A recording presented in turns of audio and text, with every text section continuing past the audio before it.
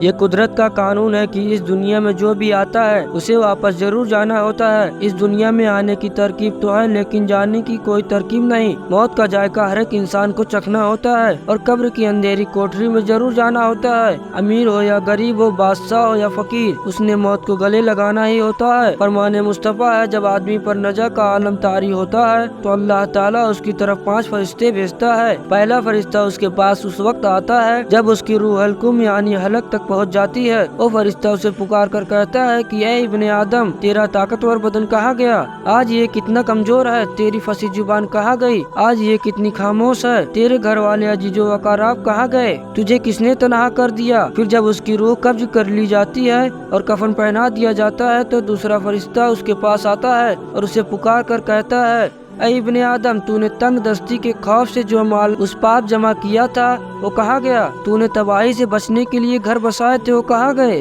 تو نے تنہائی سے بچنے کے لیے جو عرس تیار کیا تھا وہ کہاں گیا؟ پھر جب اس کا جنازہ اٹھا دیا جاتا ہے تو تیسرا فرشتہ اس کے پاس آتا ہے اور اسے پکار کر کہتا ہے آج تو ایک ایسے لمبے سفر کی طرف پروان روا ہے جس سے لمبا سفر تو نے آج سے پہلے کبھی طے نہیں کیا تھا۔ آج تو ایسی قوم سے ملے گا کہ آج سے پہلے کبھی اس سے نہیں ملا۔ آج تجھے ایسے تنگ مکان میں داخل کیا جائے گا کہ آج سے پہلے کبھی ایسی تنگ جگہ میں داخل نہ ہوا تھا۔ اگر تو اللہ کی رضا پانے میں کامیاب ہو گیا تو تیری یہ خوشبختگی ہے اور اگر اللہ تجھ سے ناراض ہوا تو تیری بدبختگی ہے۔ پھر جب اسے لیہ میں اتار دیا جاتا ہے تو چوتھا فرشتہ اس کے پاس آتا ہے اور اسے پکار کر کہتا ہے اے ابن آدم، کل تو زمین کی پیٹھ پر چلتا تھا، آج تو زمین کے اندر لیٹا ہوا ہے۔ کل تک تو اس کی پیٹھ پر ہنستا تھا اور آج تو اس کے اندر رو رہا ہے۔ کل تک تو اس کی پیٹھ پر گناہ کرتا تھا اور آج اس کے اندر نادم و شرمندہ ہے۔ پھر جب اس کی قبر پر مٹی ڈال دی جاتی ہے اور اس کے اہل و عیال، دوستوں، عزیزوں و اقارب اس سے چھوڑ کر چلے جاتے ہیں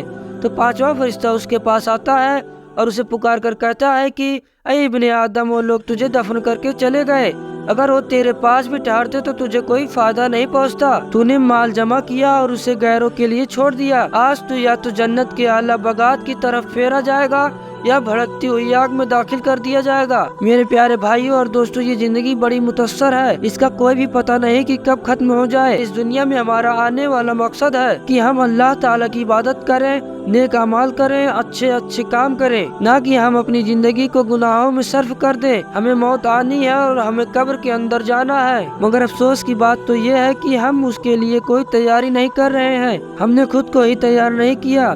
ہمارے پاس ساتھ لے جانے کے لیے کچھ بھی نہیں ہے، لیکن ہمارے پاس وقت ہے، ہمارے پاس صحت بھی ہے اور اللہ پاک نے ہر قسم کی مجبوری سے بچایا ہوا ہے۔ تو ہمیں چاہیے کہ ہم اس دنیا میں اچھی نیکی کریں اور اچھے کام کریں، اپنی زندگی اس راستے پر ڈال دیں جس کا ہمارے پیارے نبی صلی اللہ علیہ وسلم نے بتایا ہے۔ اللہ پاک ہم سب کو سمجھنے اور نیک اعمال کرنے کی توفیق عطا فرمائے۔